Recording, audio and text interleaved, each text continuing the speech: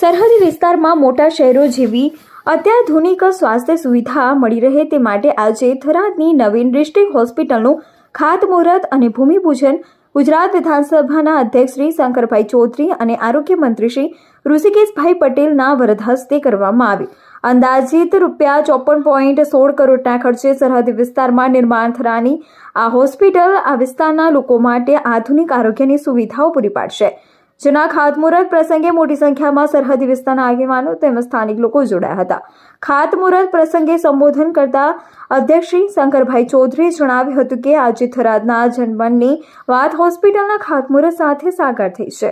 મુખ્યમંત્રી શ્રી ભૂપેન્દ્રભાઈ પટેલ અને આરોગ્ય મંત્રી શ્રી ઋષિકેશભાઈ પટેલે ઉદારતાપૂર્વક હોસ્પિટલના રૂપમાં મોટી ભેટ આપી છે.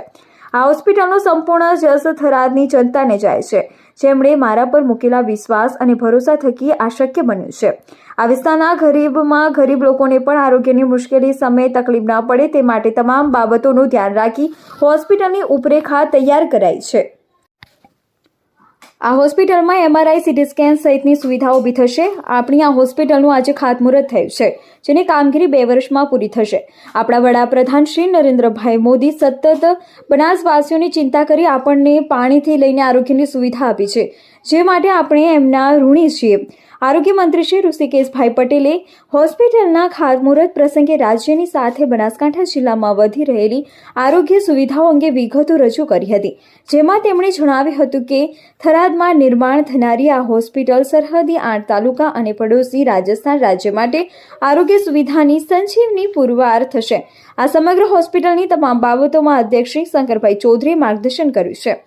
આજે ગુજરાત સરકાર વડાપ્રધાન શ્રી નરેન્દ્રભાઈ મોદીની પ્રેરણા અને મુખ્યમંત્રી શ્રી ભૂપેન્દ્રભાઈ પટેલના માર્ગદર્શનથી ગામડાઓ સુધી આરોગ્યની સુવિધાઓ પહોંચાડી રહી છે.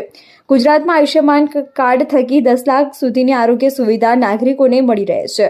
રાજ્યમાં 2.40 કરોડ PMJY કાર્ડ નાગરિકોને આરોગ્ય સુરક્ષા કવચ પૂરું પાડી રહ્યા છે.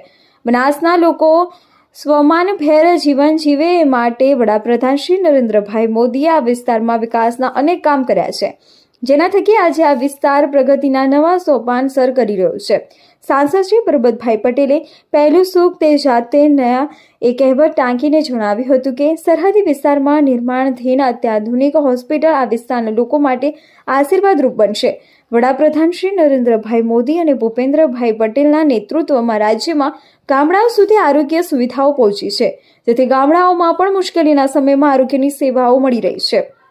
આ પ્રસંગે ધારાસભ્યશ્રીઓ પ્રવીણભાઈ માળી, શ્રી માવજીભાઈ દેસાઈ, શ્રી લવિંગજી ઠાકોર, જિલ્લા કલેક્ટર શ્રી વરુણકુમાર બ્રહ્મવાલ, પોલીસ અધ્યક્ષ શ્રી અક્ષયરાજ મકવાણા, પૂર્વ સાંસદ શ્રી દિનેશભાઈ અનાવાડિયા, પૂર્વ ધારાસભ્ય શ્રી શશિકાંત પંડ્યા, શ્રી ગોવાભાઈ દેસાઈ, શ્રી માવજીભાઈ પટેલ, સંગઠન મહામંત્રી શ્રી કનુભાઈ વ્યાસ, બનાસ બેંકના ચેરમેન શ્રી સવસીભાઈ ચૌધરી, નાયબ નિયામક શ્રી ડોક્ટર તૃપ્તિબેન દેસાઈ સહિત આગેવાનો ઉપસ્થિત રહ્યા હતા.